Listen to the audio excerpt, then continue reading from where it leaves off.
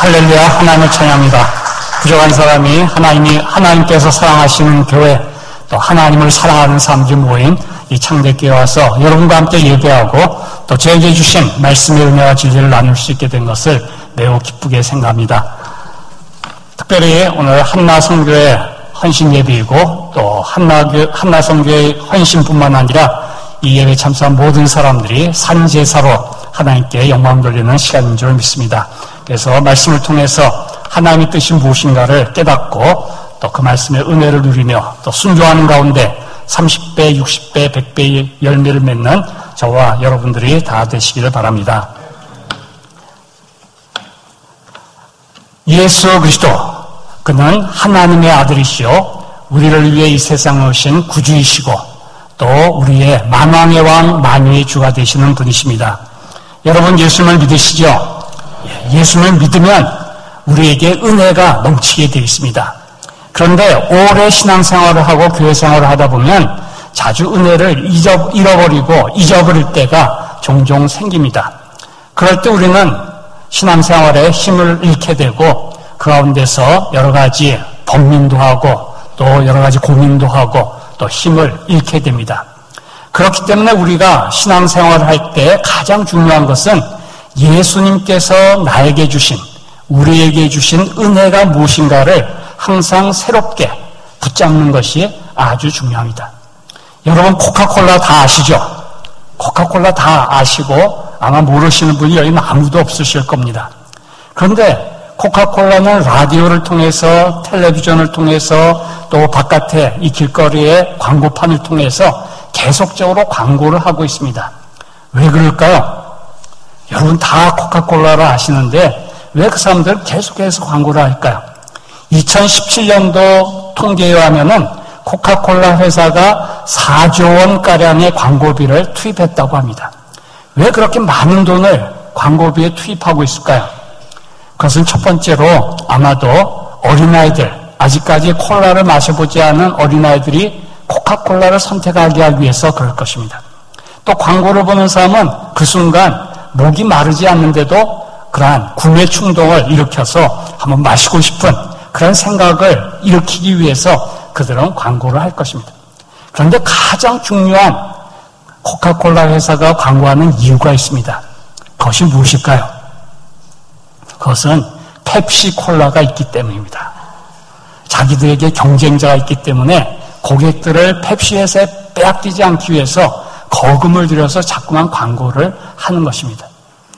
우리는 이것을 우리의 신앙에 적용을 할 수가 있습니다. 우리에게 주신 예수 그리스도의 은혜를 계속해서 빼앗아가려고 하는 사탄이 존재하고 있습니다. 그래서 우리는 잠시 방심을 하게 되면은 우리에게 죄책감을 불러일으키고 우리의 마음에 딴 생각을 갖게 하는 가운데 예수 그리스도에게서부터 멀어지게 하는, 예수 그리스도의 은혜를 잊어버리고 이 세상의 것에 몰두하게 하는, 또 나의 죄책감에 빠져서 허덕이게 만드는 사탄이 있기 때문에 우리는 날마다, 우리가 또한 특별히 예배 시간에 하나님께서 나에게 주신 은혜, 예수 그리스도를 통해서 우리에게 주는 은혜가 무엇인가를 새롭게 붙들어야 합니다. 예수님께서 저와 여러분에게 주신 은혜가 무엇입니까? 그것은 임마누엘의 은혜입니다. 하나님께서 우리를 사랑하셔서 하나님께서는 마땅히 우리를 저주하시고 진노하시고 우리에게 죄값을 묻도록 우리에게 요구하셔야 되는 그런 공의로우신 분이시지만 하나님께서는 공의로우실 뿐만 아니라 자비로우시고 인자하시고 사랑이 풍성하신 분이기 때문에 우리를 먼저 사랑하셨습니다. 하나님께 대하여 우리가 원수노를 타던 우리였지만 하나님께서는 그것을 개의치 않으시고 먼저 우리를 사랑하셔서 독생자 예수 그리스도를 보내주셨습니다. 그래서 우리는 그 사랑, 그 은혜 가운데서 거듭나게 되었고 그 가운데서 하나님의 자녀의 권세를 받는 놀라운 은혜를 얻게 되었습니다. 예수 그리스도, 그는 하나님의 아들로서 이 땅에 오셔서 죄가 없으신 분으로서 십자가에 못 박혀 죽어주셨습니다. 오늘 아침 우리 담임 목사님 설교를 통해서 우리가 그것을 새롭게 알게 되었지만 우리는 예수 그리스도께서 십자가에 못 박혀 죽어주심으로 말미암아 우리는 죄에서 구원을 얻게 되었습니다. 뿐만 아니라 죽음에서 구원을 얻게 되었습니다. 오늘 한나성교회나 또 이곳에 앉으신 분들을 보면은 날마다 나이가 들어가고 우리의 겉사람이 후패해져가는 그러한 형편에 있다고 저는 생각합니다. 그런 우리에게 죽음의 공포가 찾아들 때가 있습니다. 내가 이러다가 죽는 것이 아닌지, 또 내 몸에 좀 불편함이 있으면은 혹시 그것이 아닌지, 암이 아닌지, 그런 두려움을 가질 때가 자주 있는 것이 우리의 인생입니다. 그러나 예수 그리스도께서는 우리에게 그 죽음의 공포를 벗어날 수 있는, 거기에서 자유할 수 있는 은혜를 주셨습니다.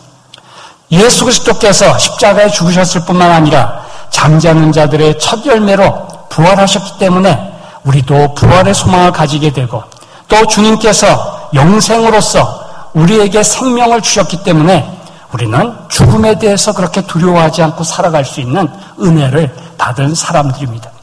뿐만 아니라 우리 예수님께서는 그가 죽음을 이기고 부활하셔서 우리에게 영생을 선물로 주셨습니다. 우리는 죄로 말미암아서 영원토록 지옥에서 고통을 당할 수밖에 없는 그러한 형편에 있는 죄인들이었습니다. 그러나 예수 그리스도께서 우리의 죄값을 다 지불하심으로 말미암아 우리는 영원한 하나님의 나라에서 살아가는 복을 지금도 받고 있고 장차 완전한 영생의 복을 우리가 누리게 됩니다. 그렇기 때문에 이 은혜가 너무나도 큰 것이죠. 뿐만 아니라 예수님은 죽음을 이기고 부활하셔서 하늘과 땅의 모든 권세를 가지신 만왕의 왕이시요 만유의 주가 되시고 나의 주님이 되셨습니다. 나의 주님 예수 그리스도, 우리는 주님이시기 때문에 그에게 절대적으로 복종하며 살아야 됩니다. 그러나 우리 자신을 돌아볼 때 너무나도 부족함을 많이 느끼게 되죠. 그러나 우리 마음에 때로 실패하고 때로 하나님의 말씀을 거역하는 그런 때가 있지만, 그럼에도 불구하고 나의 마음에는, 저의 마음에는, 또 여러분의 마음에는 주님의 뜻에 복종하겠습니다 하는 그런 소원이 있을 줄로 압니다. 그렇습니까? 예. 우리는 자주 실패하고 넘어지지만 그럼에도 불구하고 예수님이 나의 주님이시기 때문에 나는 주님의 뜻에 복종하며 살겠습니다 하는 소원을 가지고 살아가는 사람들이 참 그리스도인입니다. 예수님이 주님이시라고 하는 것에는 내가 그에게 순종하겠습니다, 절대적으로 복종하겠습니다, 그런 의미만 있는 것이 아닙니다. 또 다른 의미가 한 가지가 있는데, 그것을 알면은 복종하기가 좀 더 쉬워집니다. 예수님을 내가 주님으로 믿고 예수님을 주님으로 부를 때 또 한 가지 의미는 무엇일까요? 그것은 주님이 책임져 주신다는 의미입니다. 주님이 책임져 주신다. 그렇기 때문에 내가 주님의 말씀에 따라서 순종하려고 할 때 손해를 좀 봐야 될 때가 있죠. 때로는 죽음이 나의 앞에 도사리고 있을 때도 있습니다.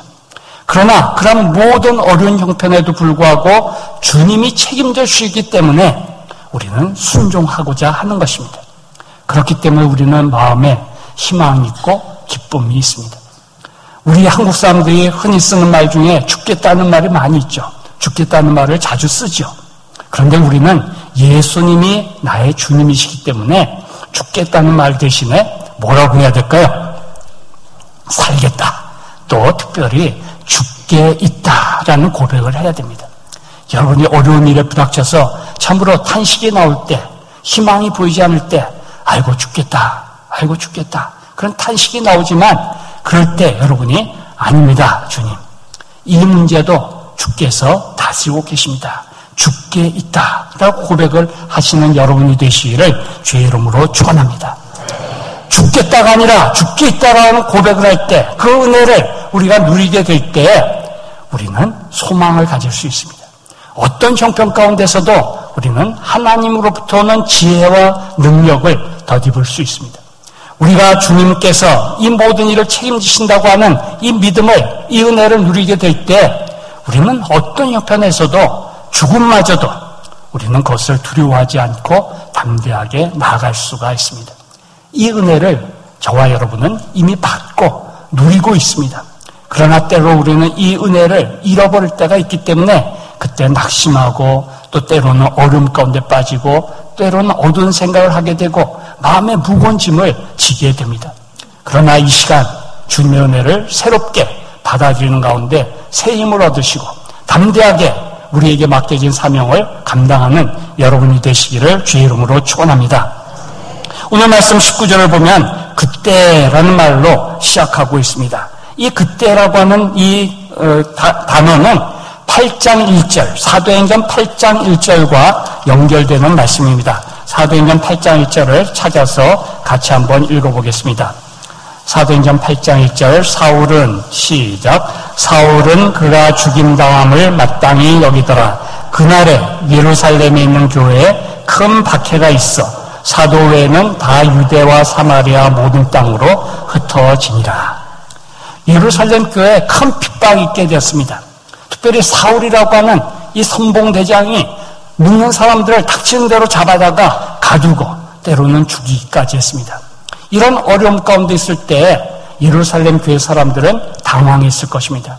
어떻게 해야 될 것인가? 우리가 그냥 죽임을 당하도록 기다리고 있어야 될 것인가? 이런 부분에 대해서 그들은 여러 가지로 마음의 답답함을 가지고 하나님께 기도했을 것입니다. 그런 가운데 그들의 마음에 하나님의 말씀이, 예수님의 말씀이 생각났던 것 같습니다. 특별히 마태복음 10장 23절, 그 당시에는 마태복음이 아직 기록되지 않은 때이지만 예수님이 말씀하신 것이 입으로 전해져 왔기 때문에 예수님께서 이런 말씀하신 적이 있다.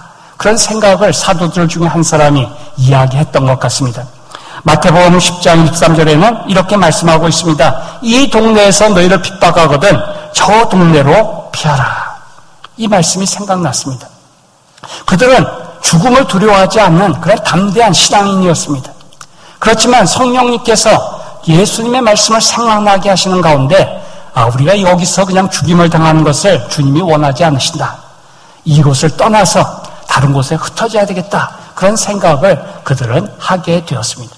그래서 그들은 정든 고향인 예루살렘을 떠나서 뿔뿔이 흩어지게 되었습니다. 사도들 외에는 그런 그리스도인들이 흩어지게 되었습니다. 거기에는 하나님의 섭리가 있었던 것이죠.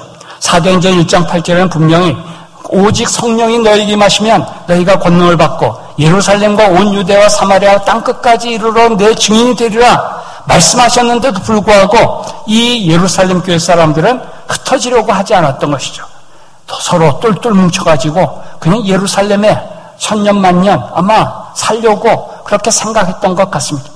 그런 가운데 하나님께서 그들을 흩으시기 위해서 또한 그 예루살렘 교회에 핍박을 허락하셨다고 볼 수가 있습니다.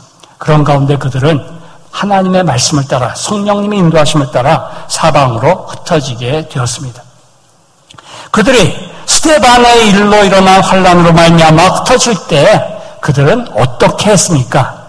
오늘 말씀 19절 마지막에 보면 베니게와 구브로와 안디옥까지 이르러 유대인에게만 말씀을 전하였다라고 하고 있습니다. 우리에게 핍박이 있고 어려움이 있고 지금까지 쌓아오는 그러한 재산들 또 사업들 이런 것을 다 버리고 뿔뿔이 흩어져야 되는데 그럴 경우에 사람들의 마음에는 어떤 생각을 가지는 것이 정상적일까요? 아마 불평하면서 내가 괜히 예수님을 믿게 됐구나. 내가 예수님을 믿어서 이런 어려움을 겪는구나. 아마 불평과 불만을 할 수도 있었을 것입니다. 그러나 그들은 그러한 불평이나 원망이나 불만 대신에 그들이 가는 곳마다 베니게와 구브로와 안디옥까지 이르러 유대인에게 말씀을 전했다고 했습니다. 왜 그들은 불평이나 불만이나 원망하지 않고 그들은 예수 그리스도의 이 구원의 기쁜 소식을 전했을까요? 그것은 그들의 마음에 주님이 주시는 은혜와 기쁨이 넘쳤기 때문입니다. 그들이 현재 부닥치는 그러한 어려움보다 주님이 주시는 은혜와 기쁨이 더 컸기 때문에 그들은 자신의 형편을 한탄하지 아니하고 그 대신에 복음을 전하는 그러한 은혜 가운데 행하였습니다. 여러분의 교회가 5월달에 새생명 축제를 준비하고 있는 줄 압니다. 특별히 한나 선교회가 또 일에 앞장서는 줄 알고 있습니다. 이러한 일을 할 때 우리가 먼저 생각해야 될 것은 무엇인가? 그것은 주님이 나에게 주신 은혜가 무엇인가를 깊이 누리는 것입니다. 일에 몰두하고 하나님 하시는데 이 일을 어떻게 할까? 이건 불가능한 것 같은데 이러한 푸념이나 그러한 불평이나 불만을 갖는 것이 아니라 하나님이 나에게 주신 은혜가 얼마나 큰가. 나에게 구원의 은혜를 주셨고 하나님의 자녀의 권세를 주셨고 천국을 소망으로 주셨고 임마누엘의 은혜를 주셨는데 이 은혜가 얼마나 큰가. 나의 주위 사람을 돌아보면 얼마나 참 이 복음이 필요한가 하는 것들을 우리는 깨닫지 않을 수가 없습니다. 그렇기 때문에 우리는 기쁨으로 어떤 형편에서든지 이 복음을 전하고자 할 수가 있게 됩니다. 여러분, 일보다 하나님이 나에게 주신 은혜, 예수님을 통하여 나에게 주신 은혜가 무엇인가를 한번 헤아려 보시기 바랍니다. 저는 요즘 들어서 특별히 예수만 믿는다고 하는 것이 얼마나 큰 은혜인가를 다시 한번 확인하게 됩니다. 오늘날의 동성애가 합법화되는 그런 시대에 우리가 살고 있지 않습니까? 낙태가 합법화되는 그런 시대에 살고 있습니다. 이러한 시대에 우리의 자녀들이 어떻게 자라가야 될지, 이 우리의 자녀들이 앞으로 부닥칠 이 사회가 얼마나 악하고 두려운 그러한 형편이 될지 우리는 짐작할 수가 있습니다. 이러한 상황 가운데서 하나님께서 우리에게 성령님을 통해서 예수님을 믿는 믿음을 주시고 그 안에서 하나님의 자녀로서 살아갈 수 있게 되었다고 하는 것은 너무나도 큰 은혜입니다. 우리는 우리의 친구들, 우리 이웃들을 바라볼 때 참으로 이들도 예수님이 필요하다고 하는 이 사실을 다시 한번 확인하고 우리의 삶을 통해서 우리의 입을 열어서 복음을 증거하는 저와 여러분이 되어야 하겠습니다.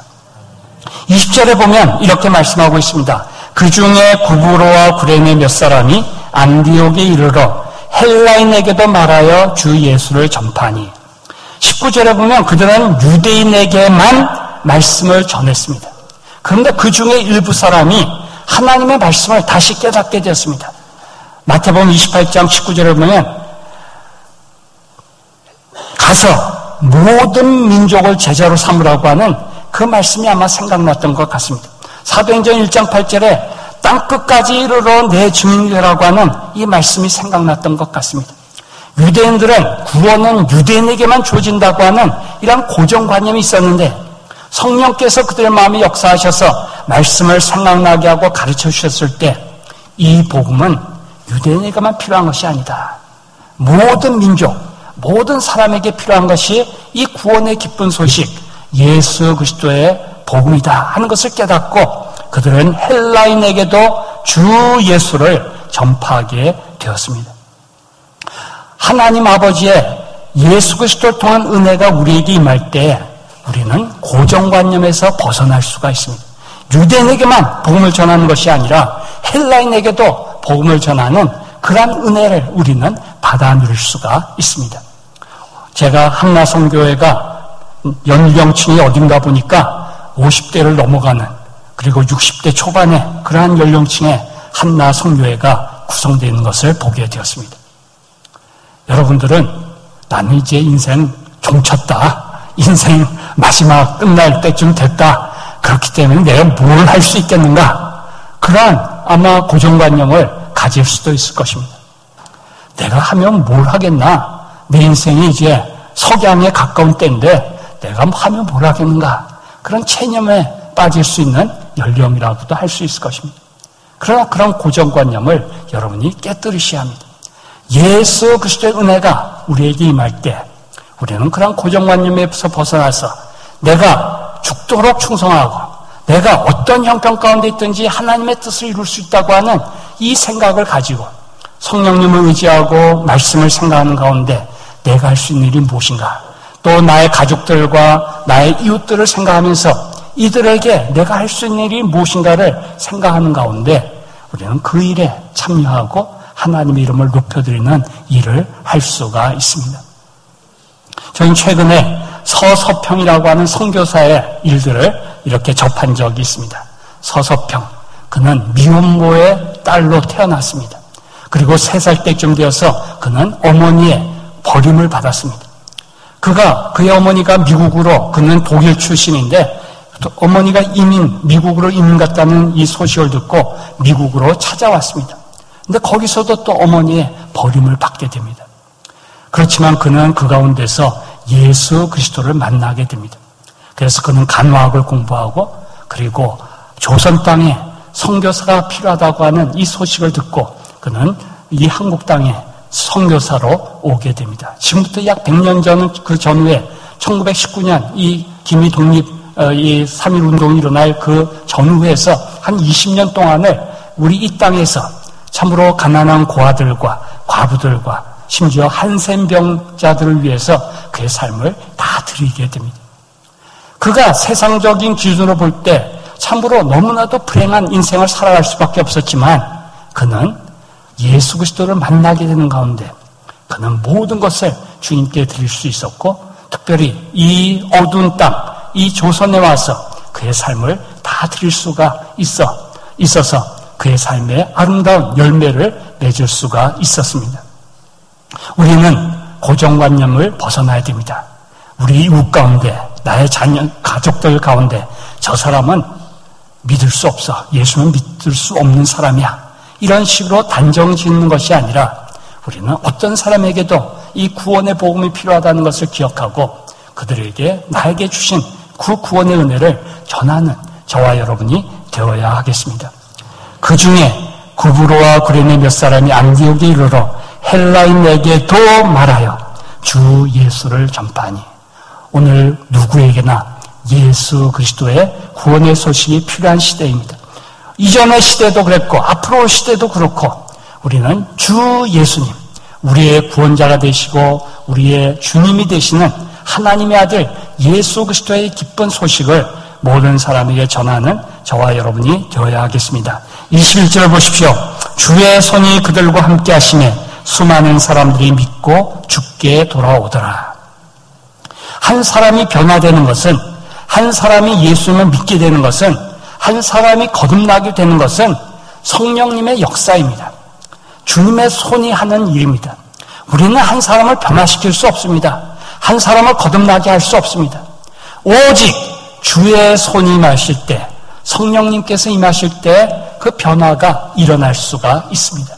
그렇기 때문에 우리들은 단지 믿음을 가지고 성령께서 그의 마음에 역사해 주시기를 기대하는 마음으로 복음을 전할 뿐입니다. 우리는 전도라고 하는 것은 한 사람이 믿고 돌아오는 것이 성공이 아닙니다. 전도라고 하는 것은 단순하게 복음을 전하는 것에 성공이 있는 것입니다. 그렇기 때문에 우리들은 복음을 전하는 것으로 만족할 수가 있고 하나님의 쓰임을 받을 수가 있습니다. 그렇기 때문에 우리는 편견을 버리고 누구에게나 복음을 전할 수 있습니다. 전도지를 나눠줄 수 있고 지금 여러분이 8주차인가요? 그 순서를 따라서 여러분이 다른 사람에게 전화도 하고 또 때로는 어떤 책도 선물로 주고 또 집에서 맛있는 것을 하면 옆에 있는 이웃에게 나눠주기도 하고 이러는 가운데서 우리는 그 사람의 마음이 하나님의 은혜 가운데서 열리고 변화되는 그런 은혜를 경험을 할 수가 있습니다. 주의 손이 그들과 함께 하심에 수많은 사람들이 믿고 주께 돌아오더라. 창대교회가 큰 꿈을 가지고 일을 할 때 하나님께서 나에게 주신 은혜 그것을 생각하며 주의 손이 우리와 함께 하신다 하는 이 믿음을 가지고 나갈 때 가운데서 주님의 손이 놀라운 많은 사람들을 주께로 돌아오게 하는 창대교회로 몰려들게 하는 그러한 은혜가 임하게 될 줄 믿습니다. 22절을 보십시오. 예루살렘 교회가 이 사람들의 소문을 듣고 바나바를 안디옥까지 보냈다고 했습니다. 예루살렘 교회, 이 안디옥 교회 사람들의 소식이, 그리스도인의 이 소식이 들려오게 되었습니다. 예루살렘 교회 사람들은 어떻게 하면 이 안디옥 교회 사람들을 도울 수 있을까? 그것을 의논하며 기도하였을 것입니다. 그런 가운데서 예루살렘 교회는 이 소문을 듣고 바나바라고 하는 사람을 안디옥에 파송하게 됩니다. 바나바의 이름의 뜻이 무엇입니까? 바나바 이름의 뜻은 첫 번째 나오는 바라고 하는 것은 아들이라고 하는 뜻입니다. 나비라고 하는 이 단어는 선지자 이런 의미도 있고 권면하고 위로하는 사람이라고 하는 그러한 의미가 있습니다. 예루살렘 교회에 남아있던 사도들은 이 안디옥 교회에 많은 신자가 생겼다고 하는데 어떻게 하면 이 사람들을 도울 수 있을까를 고민하며 기도하며 생각했을 것입니다. 그런 가운데서 이 안디옥 교회에 바나바가 필요하다. 이 권면하고 위로하는 사람이 필요하다 하는 생각을 가지고 바나바라고 하는 사람을 파송하게 된 것입니다. 23절을 보십시오. 이 바나바가 이 안디옥에 이르러서 하나님의 은혜를 보고 기뻐했습니다. 그리고 그 안디옥 교회 모든 사람에게 굳건한 마음으로 주와 함께 머물러 있으라고 권했습니다. 우리가 사람을 만나게 될 때 우리 눈에 맨 먼저 들어오는 것이 무엇일까요? 그것은 그 사람의 잘못된 것, 약점입니다. 우리 눈에 먼저 뜨이는 것은 그 상대방이 뭐가 잘못됐다, 머리가 좀 삐뚤어졌다든지 이 사이에 뭐가 끼었다든지 얼굴에 뭐가 묻었다든지 그런 것이 먼저 눈에 들어오게 되는 것이 우리의 일반적인 심성입니다. 그러나 바나바는 착한 사람이었습니다. 또 이 모든 사람에 대해서 참 자비가 풍성한 사람이었습니다. 그래서 바나바는 착한 사람이었기 때문에 그 은혜를, 하나님의 은혜를 보고 기뻐하였습니다.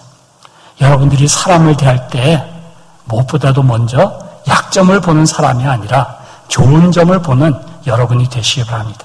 우리의 마음에 예수 그리스도의 은혜가 있을 때 내가 1만 달란트를 용서받은 사람으로서 상대방 100데나리온에 빚진 사람을 볼 때 그들에 대해서 긍휼을 베풀고 자비를 베풀고 주님의 인자를 베푸는 저와 여러분이 되어야 합니다. 그것이 바로 1만 달란트를 탕감받은 사람의 책임이 됩니다. 1만 달란트가 오늘 우리 한국 돈으로 얼마쯤 되는지 아십니까? 1만 달란트를 우리 한국 돈으로, 원으로 이렇게 환산을 하면 4조 원가량 됩니다.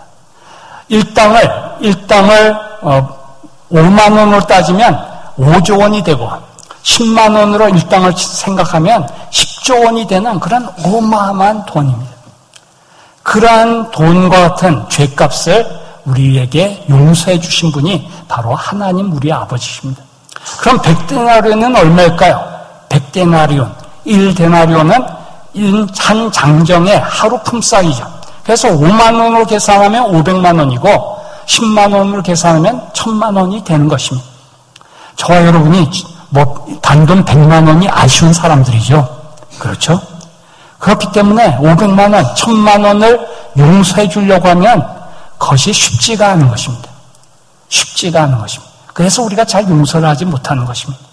그러나 내가 10조 원의 그 빚을 하나님으로부터 탕감받았다는 것을 확인하면 그 다음에 1000만 원을 용서하기가 쉬워지는 것입니다. 그런데 우리가 용서받은 것을 생각하지 않고 자꾸만 다른 사람이 나에게 빚진 것만을 자꾸 생각하니까 저 친구가 나에게 500만 원을 빚졌는데 1000만 원을 빚졌는데 그런 생각을 자꾸 하다 보면 용서하기가 어려운 것입니다. 그렇기 때문에 우리는 하나님의 은혜를 다시 한번 생각해야 됩니다. 여러분이 1000만 원 빚진 사람을 그냥 탕감해주면 안 되죠. 1000만 원 빚을 받아야 되죠. 받기는 받아야 되죠. 그러나 그것을 미워하는 마음으로 그렇게 해서는 안 된다는 것입니다. 그 사람 돈에 대해서는 우리가 받을 만한 걸 다 받아야 되죠. 그러나 심정적으로 그 사람을 정죄하고 그 사람을 멀리하고 미워해서는 안 된다는 것입니다. 바나바는 착한 사람이었기 때문에 하나님의 은혜를 먼저 보고 이 안디옥 교회가 신앙생활을 하면은 얼마나 했겠습니까? 신앙생활을 한 지 얼마 되지 않은 사람들이니까 또 일반 그리스도인을 통해서 전도를 받은 사람들이니까 너무나도 부족한 것이 많았을 것입니다. 그러나 바나바는 그들에게 좋은 것, 하나님의 은혜를 먼저 생각하고 그것을 인하여 기뻐하고 그들을 격려했던 것입니다. 그렇기 때문에 우리 주위에 있는 사람들을 대할 때 그들의 좋은 점을 먼저 생각해주고 그것을 칭찬해주고 그것을 높이 평가해주고 그러는 가운데서 우리가 마음을 열고 좋은 교제를 가지고 좋은 친구가 되어주고 또 그런 가운데서 전도할 수 있는 우리가 되어져야 합니다. 바나바는 착한 사람이요 성령과 믿음이 충만한 사람이라 이에 큰 무리가 주께 더하여지더라. 이 착한 사람, 이렇게 참 섬기는 사람, 다른 사람을 정죄하지 않고 정말 좋은 친구가 되어주려고 하는 이 바나바가 안디옥에 와서 가르치고 섬기게 되었을 때 큰 무리가 주께 더하여지는 놀라운 복을 누리게 되었습니다. 창대교회 여러분들을 보니까 너무나도 마음이 좋으신 분들 같아요. 너무나도 겸손하시고 또 섬기려고 하고 하나님을 사랑하시는 그런 분들이라고 저는 생각합니다. 그렇기 때문에 여러분이 다른 사람을 대할 때 정말 좋게 평가를 해주고 칭찬해주고 그러는 가운데서 또 많은 사람들을 얻는 여러분이 되시기를 바랍니다. 25절을 보면 바나바는 사울을 찾으러 다소에 가서 만나서 안디옥에 데리고 와서 둘이 교회에 1년간 모여서 성경을 가르쳤습니다. 이 바나바가 혼자서 이 사람들을 돌아보려니까 역부족을 느꼈죠. 그렇기 때문에 그는 더 좋은 일꾼을 찾으려고 했습니다. 그런 가운데 사울이 생각났고 그래서 사울을 찾으러 다소에 가서 그를 스카우트해가지고 안디옥에 와가지고 함께 열심히 가르쳤습니다. 그 결과가 무엇입니까? 26절을 보니까 우리 26절 같이 읽어볼까요? 시작. 만남에 안디옥에 데리고 와서 둘이 교회에 1년간 모여있어 큰 무리를 가르쳤고 제자들이 안디옥에서 비로소 그리스도인이라 일컬음을 받게 되었더라. 안디옥 교인들이 열심히 성경을 공부하고 성경을 배울 뿐만 아니라 그 말씀을 따라 실천하게 되었을 때 그 안디옥에 살고 있는 불신자들이 이 그리스도인들, 이 예수를 믿는 사람을 보고 저 사람들은 그리스도인이다 하는 별명을 붙여주었습니다. 그리스도인이라고 하는 것은 그리스도에게 속한 사람, 작은 그리스도 그런 뜻을 가지고 있습니다. 이 안디옥 교회, 이 교회 사람들은 그 불신하는 사람들로부터 그리스도인이라고 하는 별명을 얻게 되었습니다. 사랑하는 한나 선교회 회원 여러분, 또 우리 창대교회 성도 여러분, 여러분들은 여러분의 가족들로부터 아니면 여러분의 이웃들로부터 어떤 별명을 듣고 있습니까? 혹시 여러분이 전도하려고 하면 너나 잘하세요 그런 말을 듣는 그런 분은 아무도 없겠죠. 여러분에 대해서 여러분들이 여러분의 주위의 사람들로부터 어떤 별명을 듣고 있습니까? 우리는 그리스도인이다, 예수쟁이다 그런 별명을 들을 수 있어야 되죠. 우리가 단지 우리 이웃들이 우리를 조롱하는 말이 아니라 그들이 정말 존경하는 마음으로 당신은 참 그리스도인이야, 당신을 보면 내가 교회에 나가고 싶어, 당신을 보면 내가 예수를 믿고 싶어, 그러한 우리가 되어야 되지 않겠습니까? 그것이 쉽지 않은 일이죠. 특별히 가족들로부터 인정을 받는다는 것은 너무나도 어려운 일이고 우리의 힘으로는 불가능한 일이라고 할 수 있습니다. 그러나 우리가 성령님의 도우심을 받아서 우리의 생각하는 것이나 말하는 것이나 행동하는 것이 예수 그리스도를 닮아가게 될 때 우리의 가족들로부터, 우리 한나 선교회 원들의 남편으로부터 당신은 정말 그리스도인이야, 당신을 보면 예수님이 생각나, 그런 평가를 받는 우리 한나 선교 회원들이 되시고 우리 창대교회 성도님들이 다 되시기를 주의 이름으로 축원합니다. 그것은 우리가 날마다 성령의 충만함을 받기 위해서 기도하면서 성령께 우리의 삶의 생각들을 내어드리고 주님의 인도하심을 따라 순종하며 살아갈 때 가능하게 됩니다. 여러분들의 삶에 그리스도인다운 그런 삶을 날마다 한 가지씩이라도 더 순종해 나가는 가운데 그러한 별명을 받고 또 그러한 가운데서 더 많은 여러분의 이웃들이, 가족들이 주께로 돌아오는 아름다운 일이 있기를 주의 이름으로 축원합니다. 27절부터 30절에는 그들이 예루살렘 교회에 어려움이 있다고 하는 소식을 듣게 되었을 때 안디옥 교회도 어려움이 있었지만 더 어려운 예루살렘 교회를 위해서 헌금하고 돕는 그러한 내용이 나와 있습니다. 우리는 이 말씀을 통해서 안디옥 교회 사람들이 얼마나 주님을 사랑하고 주님의 은혜를 풍성히 누리면서 그 은혜를 참으로 감사함으로 보답하고자 했는가 하는 사실을 보게 됩니다. 오늘 헌신하는 한나 선교 회원들과 우리 창대교회 모든 성도님들이 날마다 내게 주신 하나님의 은혜가 얼마나 큰가 하는 것을 생각하고 그것을 확인하고 그 은혜 가운데 기뻐하고 감사하는 가운데 다른 사람들에게, 가족들과 이웃들에게 주님의 놀라우신 사랑을 증거하고 또 여러분의 삶을 통해 증거할 뿐만 아니라 여러분의 입을 열어서 예수 그리스도에게로 인도하고 창대교회로 인도하는 가운데 한나 선교회가 날마다 성장하고 창대교회가 날마다 참 구원 얻는 자들이 이 교회를 통해서 나타나시기를 주의 이름으로 축원합니다. 다 함께 기도하시겠습니다. 우리 목사님 나오실 때까지 우리 오늘 말씀을 생각하면서 내가 깨뜨려야 할 그러한 고정관념은 무엇인가, 하나님께서 나에게 주신 은혜가 무엇인가를 생각하는 가운데 참으로 내가 주님의 뜻을 따라서 순종하고 내 삶이 힘들거나 괴롭거나 또 풍성하거나 어떤 상황에도 불구하고 주님의 은혜를 증거하는 우리의 삶이 되도록 기도하시겠습니다. 다 함께 기도하시겠습니다.